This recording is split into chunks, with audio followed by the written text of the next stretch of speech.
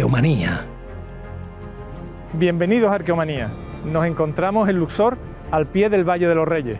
¿Y por qué hemos venido a grabar al corazón de la arqueología mundial? Porque una arqueóloga española, Miriam Seco, dirige en estos momentos una de sus excavaciones más importantes, la del Templo de los Millones de Años del faraón Tutmosis III, que hoy vamos a conocer.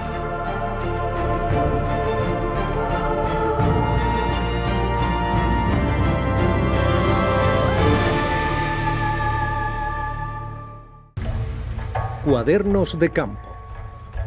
El templo de Tutmosis III.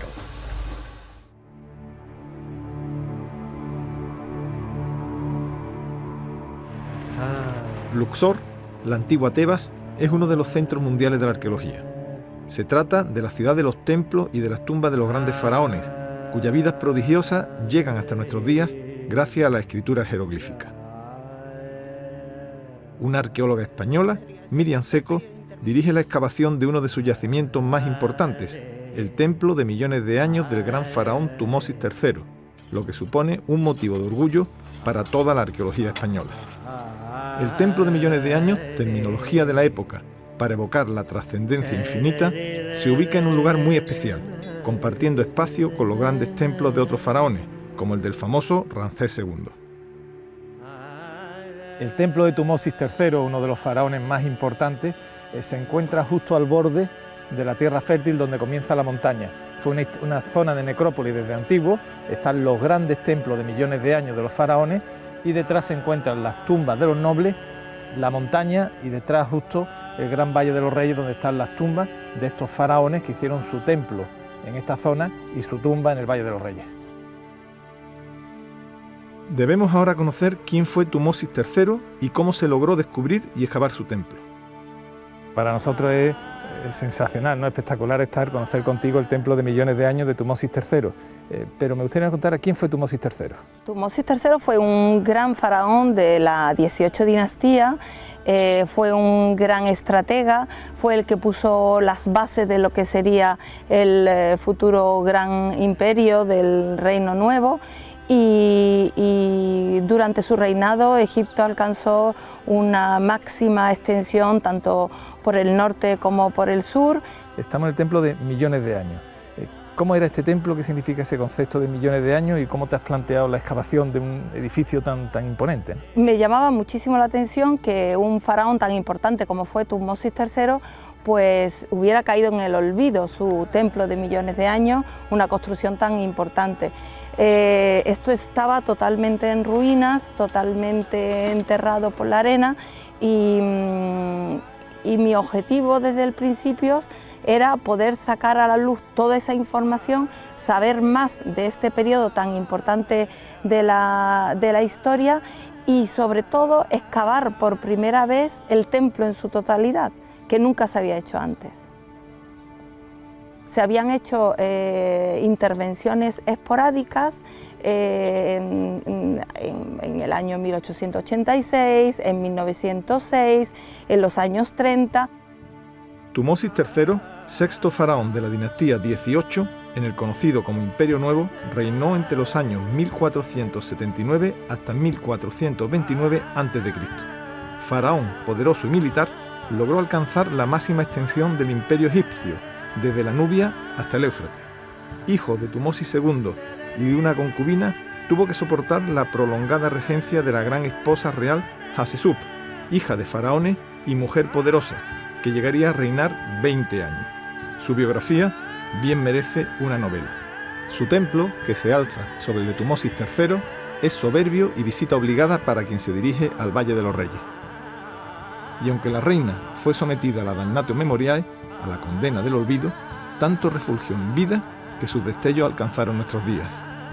Tutmosis III no habría podido alcanzar tanta gloria sin el imperio que previamente le preparó su tía madrastra, la gran Hatshepsut. Y Tutmosis III se hizo construir un templo en la medida de su poder.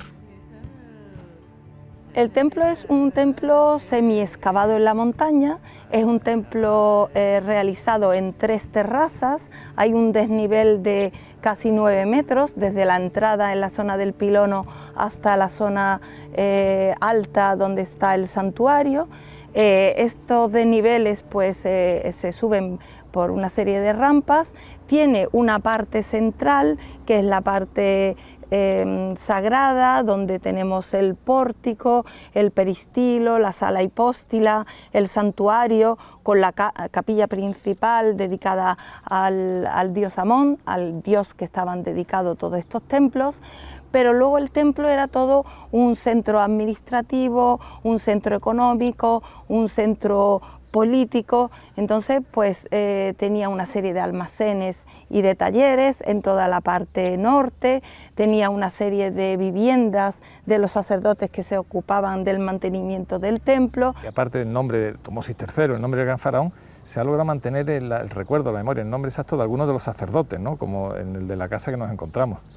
Sí, hemos encontrado un edificio administrativo adjunto al templo, al exterior del muro perimetral sur, y este edificio tenía pues bastantes óstracas, papiros, y de ahí estamos haciendo una investigación muy interesante, porque tenemos nombres de sacerdotes Wap, por ejemplo, y muchísima información que en otros templos pues no se ha conseguido obtener.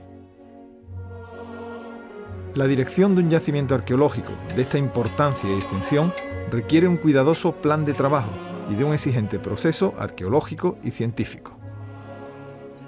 Nos ha impresionado la vastedad de la superficie primero, el número de personas que trabajan en él, la variedad de oficios y trabajos que se realizan.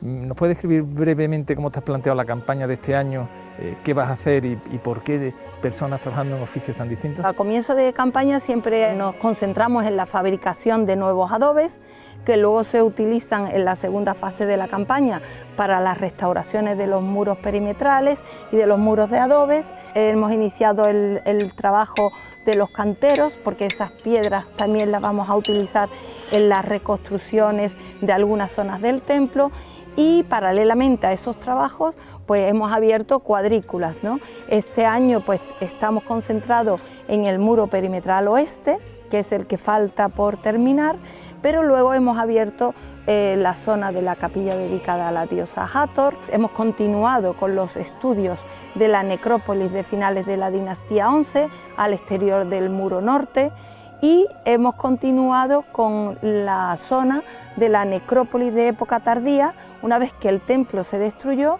se siguieron construyendo tumbas alrededor del templo, y ahí pues también el año pasado, por ejemplo, en una de esas tumbas encontramos un depósito de momias, con más de 120 momias. ¿Cómo llega una profesional española a una responsabilidad tan importante, a dirigir nada más ni nada menos que la excavación de uno de los faraones más importantes de la historia de Egipto? Bueno, yo me vine a Egipto movida por mi gran vocación a la egiptología, y me vine muy joven a buscar trabajo.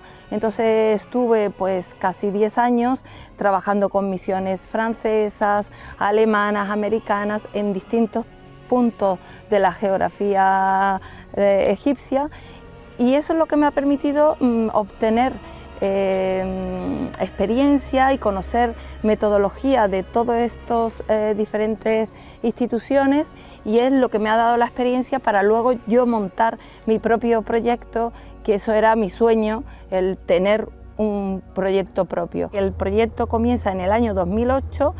Encontramos un almacén lleno de piezas que estaban sin publicar, de arqueólogos anteriores. Hemos encontrado una necrópolis anterior al templo con una serie de tumbas con ajuares interesantes.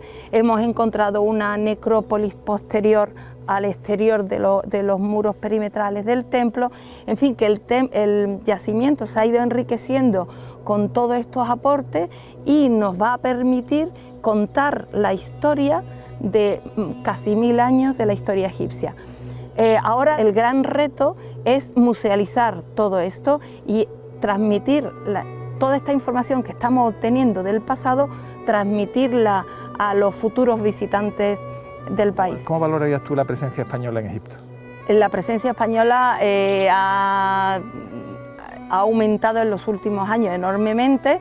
De hecho, los propios egipcios hablan de invasión española, curiosamente. Ahora mismo hay proyectos españoles con muchísimo renombre y pues hay 8 o 9 proyectos por todo Egipto.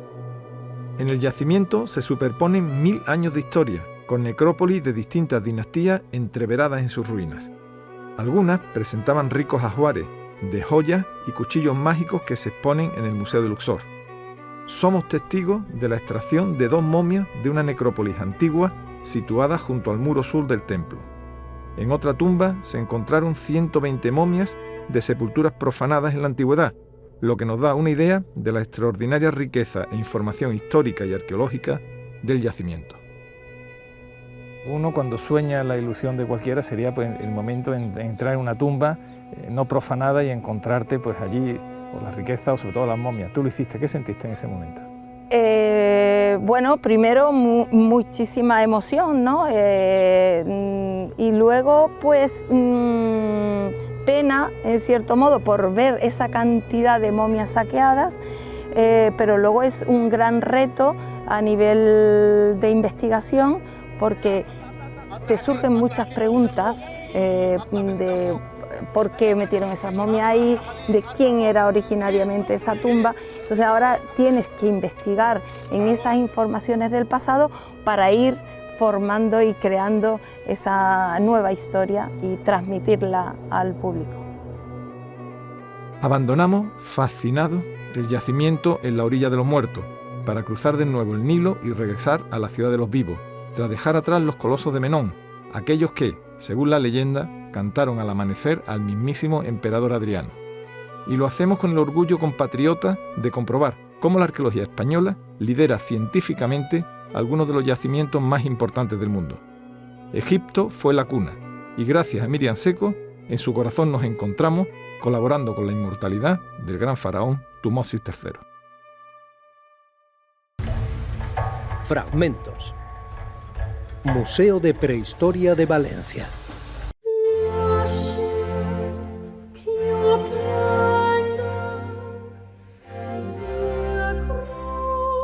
Una de las instituciones de mayor prestigio de nuestro país en el ámbito arqueológico es el Museo de Prehistoria de Valencia, entre otras cosas por su temprana fundación. El museo se funda en 1927 y desde ese mismo año, en realidad desde el año siguiente, el primer director del museo fue Isidro Ballester Tormo. Inició trabajos de campo en varios yacimientos que consideraba importantes de varios periodos cronológicos.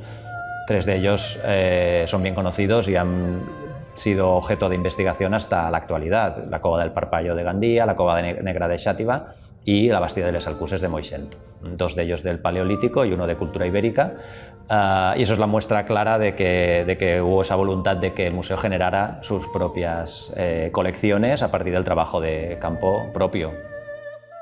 Aquí se aprecian piezas desde el remoto Paleolítico con ejemplares procedentes de la Cova del Bolomor o la Cova Negra. La organización de la exposición es cronológica.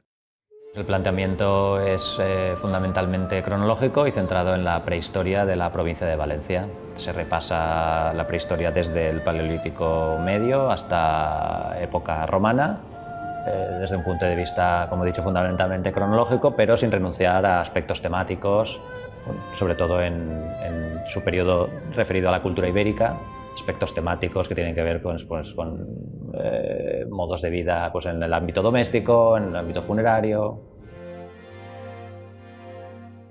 Sin salir del Paleolítico, la expresión gráfica en soporte mueble tiene un rincón inigualable: los materiales de la Cueva del Parpalloz. Las colecciones del llamado bronce valenciano o del mundo ibérico son extraordinarias. Pocos museos tienen una sala dedicada a la historia del dinero. Aquí, como en el Museo Arqueológico Nacional, puede disfrutarse de una sección completa. El Museo de Prehistoria de Valencia es un foco de cultura y un polo para la investigación. Sus colecciones son de nivel mundial.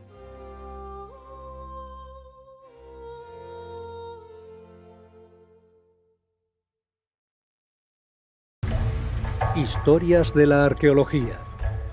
Biología neandertal.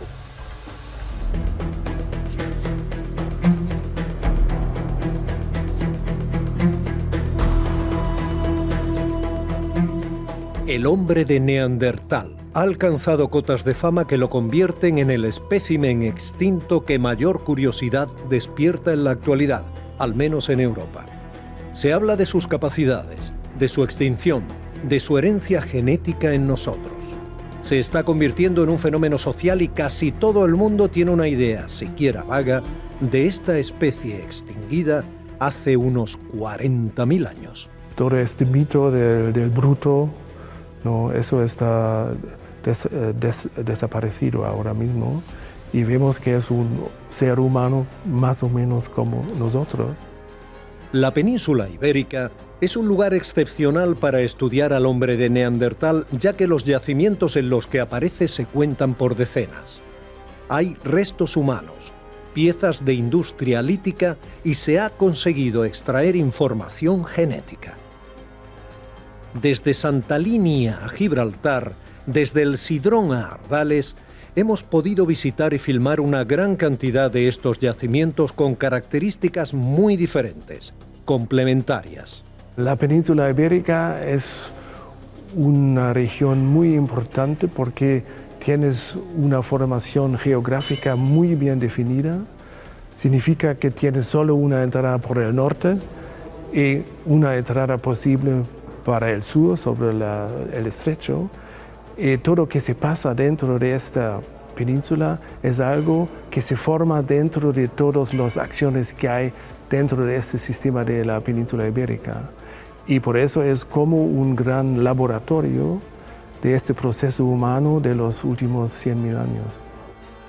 Incluso la meseta, que se creía huérfana de neandertales, se ha incorporado al registro con casos como la Cueva Fantasma de Atapuerca, Pinilla del Valle o la Cueva de los Casares. Una de las grandes dudas es la causa o causas de su extinción y las fechas de la misma.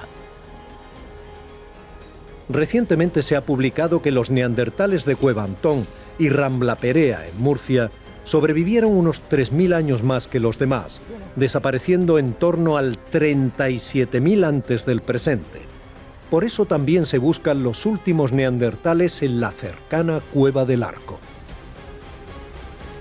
Hay dataciones más recientes, como las de Gibraltar, que situarían la extinción de esta especie humana hace unos 30.000 años.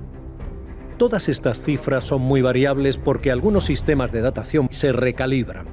De este modo, lugares como Zafarraya han adelantado su cronología unos 10.000 años hasta el 47.000 antes de la era, cuando antes se situaba sobre el 37.000. El paisaje de la extinción parece que nos lleva a grupos pequeños que se habrían ido perdiendo en remotos valles mientras el Homo sapiens aumentaba su población y su explotación del territorio. Hay un episodio de clima muy frío. Es posible que el neandertal necesitara un medio ambiente especial, aunque viendo el registro peninsular, queda claro que se adaptaron a todos los climas.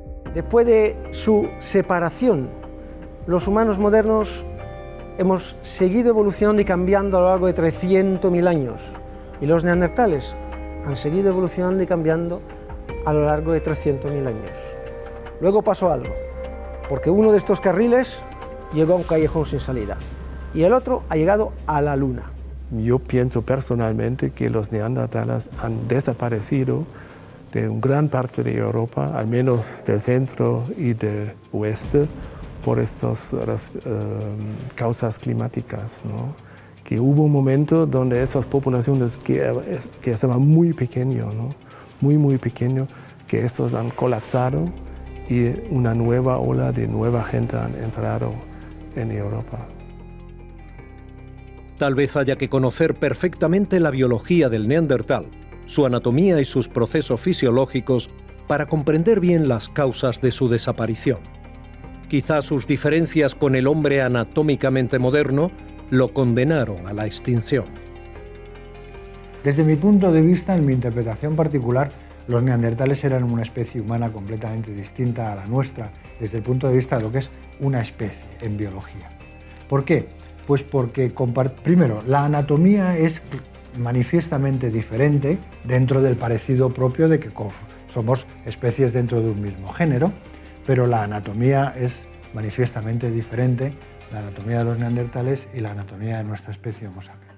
El cuerpo de los neandertales era muy robusto y lo que sí estamos viendo es que desde el punto de vista anatómico los neandertales son una mezcla de características muy sofisticadas, muy evolucionadas como la del esqueleto facial, por ejemplo, pero en conjunto es un cuerpo primitivo, anatómicamente primitivo. Y también estamos encontrando un fenómeno muy curioso que es lo que se llama la reversión. Estamos encontrando que algunos de los caracteres aislados de la anatomía que consideramos como primitivos son lo que llamamos secundariamente primitivos.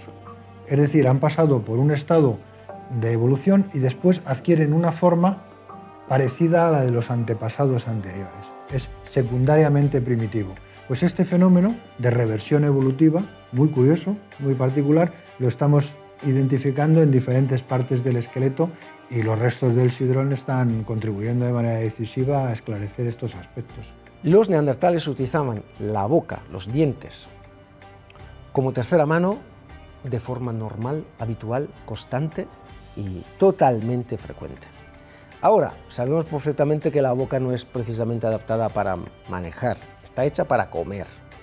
Y los dientes, manejar piedras con los dientes, hombre, puede ser un pelín peligroso.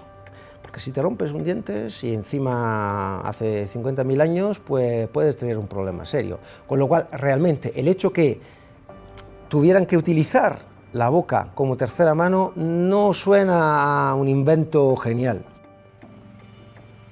Antonio Rosas, del Museo Nacional de Ciencias Naturales, lleva años estudiando junto a su equipo los neandertales de la Cueva del Sidrón en Asturias. Una de sus últimas investigaciones nos lleva directamente a la infancia de los neandertales y a su crecimiento, que en líneas generales se parece al nuestro. Pero los niños neandertales maduraban la columna vertebral y el cerebro a mayor edad que los infantes de nuestra especie. El neandertal tenía un cerebro de mayor tamaño. Parece que en las órdenes constructivas de los individuos neandertales, al igual que en las nuestras, se da preferencia al crecimiento del cerebro. Esto conlleva un gran consumo de energía. Este hecho provocaría que el resto del cuerpo creciera más despacio, lo que desembocaría en una larga infancia y adolescencia. De hecho, nuestra especie redujo el tamaño del cerebro respecto al neandertal. La alimentación del neandertal, que antes se presumía únicamente carnívora, ofrece un amplio espectro. Y tanto por el análisis de la microestriación, de la microestructura de los dientes, producto de la alimentación, o el contenido de ADN del sarro de los neandertales, ambas vías de información nos han dado el mismo resultado, y es que hay una diferencia en la alimentación de las poblaciones del norte y las poblaciones del sur de los neandertales. Concretamente, en el Sidrón la dieta tiene un carácter más de tipo basado en vegetales. No significa que no comiesen carne, pero las evidencias están más decantadas a una alimentación más herbívora, y los neandertales del norte, como también de alguna forma sabíamos, tienen una dieta más basada en carne. El estudio de la dentición neandertal también nos lleva a detectar otras sustancias de consumo. Entre las plantas y hongos que pasaban por esas bocas que eran usadas, pues ha aparecido, por ejemplo, el hongo, el penicillium, que es el productor de ese principio antibiótico que es la penicilina. Y además se han encontrado restos de sauce, que es el sauce y el álamo, en este caso, son los árboles que en su corteza tienen ese principio activo que es el ácido salicídico, que es del que se forma la aspirina. Curiosamente, en el caso del sidrón, apareció en el sarro de un individuo que ya teníamos detectado con un acceso bucal, con una patología sostenida, con infecciones recurrentes. Entonces, la asociación que se ha hecho es que estos neandertales ya tenían un claro sentido del valor terapéutico, del valor medicinal de determinadas plantas o de determinados hongos. Gracias a estudios como los de la mandíbula francesa de Montmarin-Laniche, los científicos creen que la evolución del neandertal fue en mosaico, no lineal. Es decir, los cambios no ocurrían de golpe, sino que se producían unos después de otros. Por ejemplo, en la mandíbula se aprecia que el hueso es típicamente heidelbergensis, mientras que los dientes son más modernos. Son neandertales. Y es que la evolución traslada genes en paquetes y a veces produce regresiones aparentes. El equipo de Antonio Rosas ha llegado a extraer ADN del sedimento de la cueva, genes de estos antiguos hombres, en una acción que parece ciencia ficción. Efectivamente, para empezar, el descubrimiento no deja de ser espectacular y parece ciencia ficción el hecho de poder encontrar restos de moléculas de la información genética del ADN en el sedimento. Claro, ¿cómo ha llegado ese ADN al sedimento de las cuevas? Por varias vías, por ejemplo, por la descomposición de un cadáver. O podemos pensar, por ejemplo, en un parto, la placenta, en un parto, o una hemorragia. Después está, digamos, la capacidad técnica de poder recuperarlo. La genética parece la última frontera. En evolución y en filogenía, el problema real no es si dos especies se pueden hibridar. El problema real es si lo han hecho de una forma consistente hasta haber alterado el proceso evolutivo. Es una herramienta muy útil, aunque solo sea la genética, el poder secuenciar los genomas, aunque sea de las especies actuales, porque podemos reconstruir muchos aspectos de su evolución a partir de las especies vivientes, ¿eh? Es decir, estos intercambios de genes entre especies lo vemos en las vivas, en los individuos, como en nosotros mismos podemos identificar esos genes de los neandertales, porque nuestro genoma es un libro, es el libro de la historia de la especie. Hay dos especies humanas, hay tres en realidad, tres especies humanas de las que conocemos su genoma entero, el genoma nuclear, que son los denisovanos, los neandertales y el Homo sapiens. Es decir, el poder disponer, esto es un sueño, esto era un sueño, no, más que un sueño, era una alucinación, hace nada. De hecho, ha aparecido hasta una especie fantasma en nuestro genoma.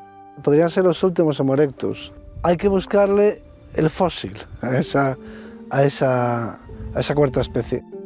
El hombre de Neandertal llegó a realizar expresión gráfica, pinturas dentro de cuevas, hace 65.000 años, como demuestran las recientes dataciones de las cuevas de la Pasiega, en Cantabria, Maltravieso, en Cáceres, y la cueva de Ardales, en la provincia de Málaga. Se ha documentado una serie de motivos pintados que son básicamente manchas, puntos y líneas, trazos en color rojo que están en una zona que ya se conocía desde hacía años, pero que recientemente se han podido datar por la técnica de uranio torio y han dado dos series de dataciones de gran interés. Por un lado, unas cronologías entre 45 y 48 y por otro, lo que son verdaderamente sorprendentes, otra serie de 65.000 años. Quizás se ha aventurado a hablar de arte, pero sin duda estamos ante expresiones complejas, ante fórmulas de comunicación prístinas. También pudieron construir útiles de pequeño tamaño, como se aprecia en algunas cuevas del norte de la península o en la cova del Bolomor. La especie desapareció, y esto es una incógnita, pero no es menos cierto que sobrevivió durante más de 150.000 años. Quizá el foco de interés deba estar en cómo lo consiguieron.